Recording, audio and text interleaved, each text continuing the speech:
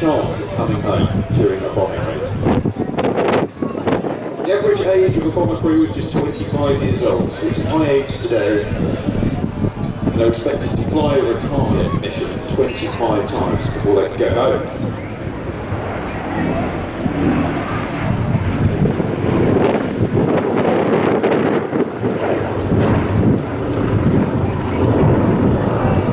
Over 79,000 Air Force personnel unfortunately perished in the war.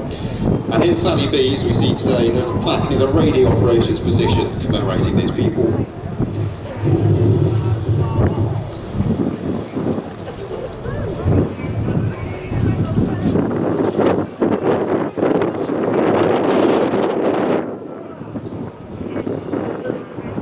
Not only was it extremely dangerous due to the Germans fighting the air, they also had a distinct lack of oxygen and also frostbite because they operated at quite high altitudes.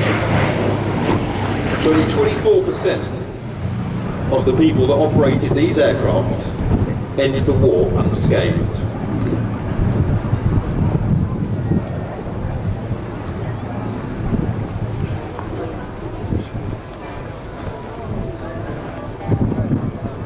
Sally B, as we see today, is Europe's last airworthy B17, and she's based at the Imperial War Museum in Duxford, only a short flight away from here. She was delivered too late in 1945 to see active war service, but since then has actually become extremely famous, not only just amongst pilots and amongst the aviation industry, but also across the world through television.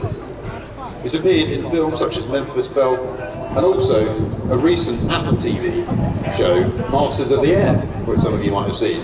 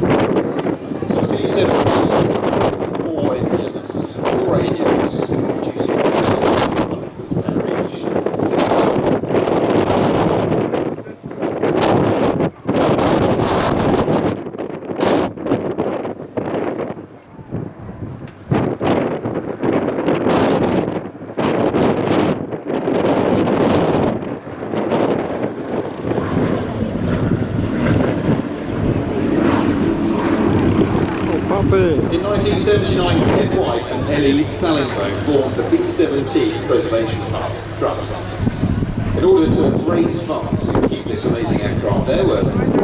Unfortunately, in 1982, Ted perished whilst flying at Harvard. Ellie continued this role as chairman and has since then fought extremely hard to keep this museum size.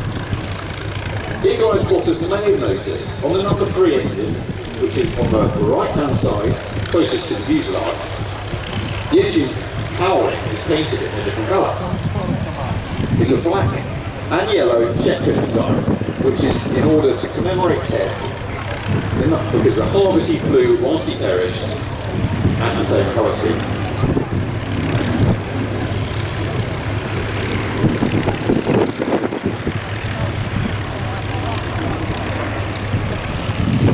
Now, just to put it in perspective, the wingspan is a staggering 103 feet, which is 25 feet longer than a 10. And its length is 74 feet.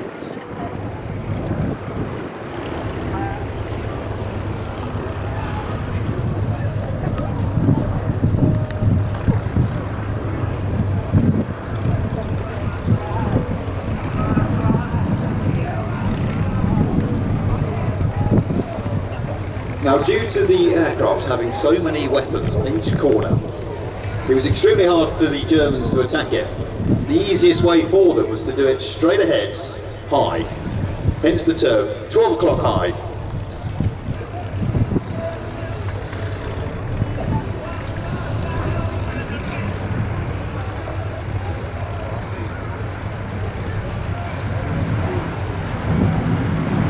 Doing a flight past with the bomb bay doors open.